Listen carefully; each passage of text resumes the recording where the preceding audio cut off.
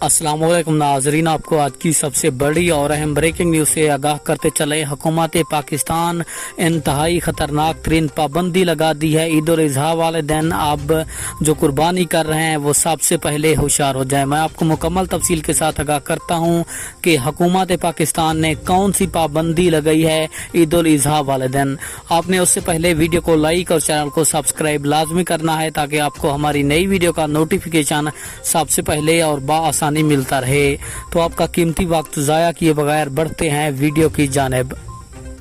आपको बताते चलें, ताज़ा तरीन खबर के मुताबिक हुकूमत ने ऐलान किया है कि जो भी कुर्बानी करने वाला फर्द अलैशियों का ख्याल नहीं रखेगा यानी कि गंदगी फैलाएगा, उसके खिलाफ कानूनी कार्रवाई की जाएगी, उसको जेल में बंद भी किया जा सकता है। आपको बताते चलें, हुकूमत पाकिस्तान ने ऐलान किया है कि अलैशियों को एक जगह पर रखें और हुकूमत पाकिस्तान उसका बंदोबस्त खुद कर लिया है।